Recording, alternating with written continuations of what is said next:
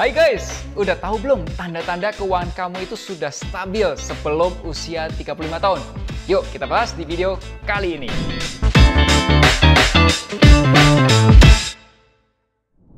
Hai guys, jumpa lagi nih bersama Melvin Mumpuni. Aku berharap kamu itu makin melek finansial setelah subscribe dan nyalain notifikasi YouTube channel finansialku.com.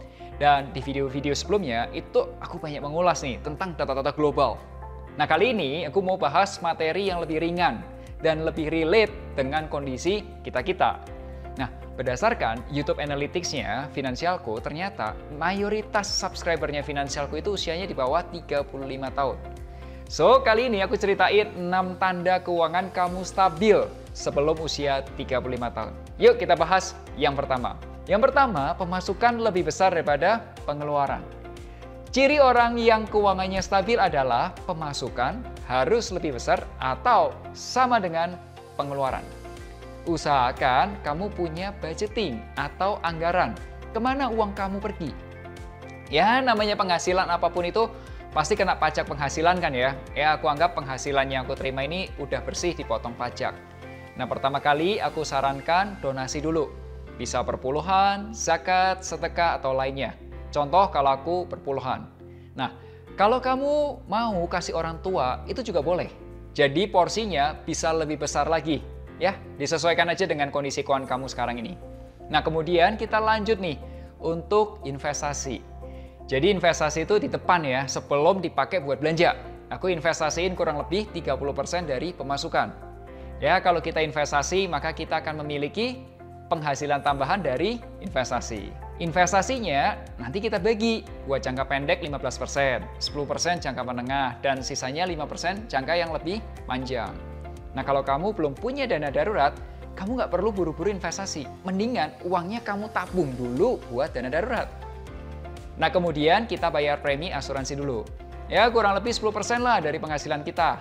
Setelah itu kita pakai buat bayar cicilan. Nah mengenai cicilan itu maksimal 35% dari penghasilan. Namun aku pribadi nih ya, itu membatasi cuma 10% aja. Uangnya ya mending aku pakai buat investasi kan daripada nyicil, bener kan?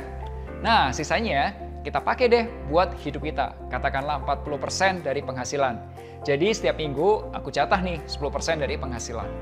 One day kalau penghasilan dari kita kerja, kita investasi itu udah gede, ya udah beli franchise lah supaya punya penghasilan pasif. Ya, supaya bisa punya penghasilan pasif dan financial freedom gitulah gitu. Oke, tadi kurang lebih cara budgeting. Nah, kalau kamu suka dengan cara budgetingku, boleh dong kasih like-nya. Yuk kita bahas bagian kedua, yaitu donasi rutin. Donasi rutin. Orang yang sudah stabil secara keuangan itu biasanya lebih bisa berdonasi secara rutin. Apakah kamu percaya kalau kita rutin donasi, itu kita bisa hidup lebih bahagia? Dan donasi rutin itu nggak bikin kita miskin. Percaya nggak sih? Kalau kamu nggak percaya, coba deh kamu cek di internet atau di YouTube itu mengenai abundance mindset. Ya, kapan-kapan aku ceritain mengenai abundance mindset ini. Dan yang ketiga, ciri khasnya adalah tidak punya kredit konsumtif. Orang yang stabil secara keuangannya itu biasanya membatasi, bahkan tidak punya utang konsumtif. Kenapa? Simple. Karena mereka bisa bayar cash. Ya kalau ada gesek-gesek kartu kredit, langsung bayar tunai. Tepat jumlah dan juga tepat waktu. Nah, kalau kamu sendiri nih ya, tipikal pengguna cash, pay later, atau kartu kredit? Boleh dong share di kolom komen dan kasih tahu juga alasannya kenapa.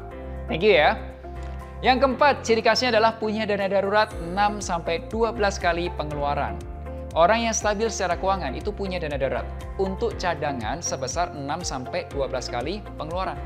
Jadi kalau pengeluaran bulanan katakanlah 10 juta, maka dana daruratnya yang ideal itu 60-120 juta.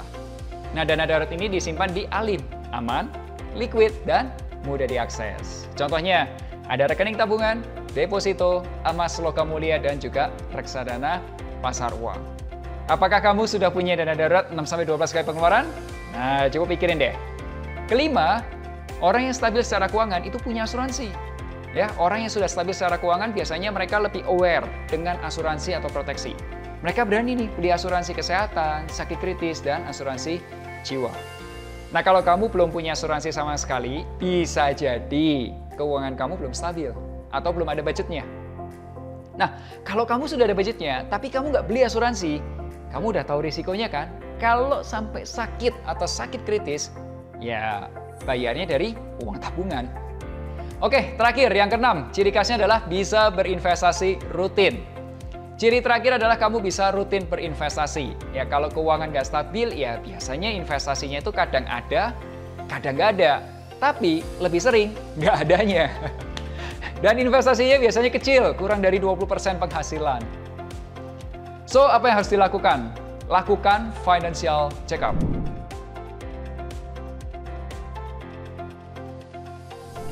Guys, kalau keuangan kamu sekarang ini sudah stabil atau belum sih? Nah, caranya saranku adalah coba lakukan financial check-up. Caranya, kamu download aplikasi Finansialku, itu bisa di Google Play Store atau juga di App Store. Untuk pengguna baru, biasanya udah bisa langsung diarahkan financial check-up.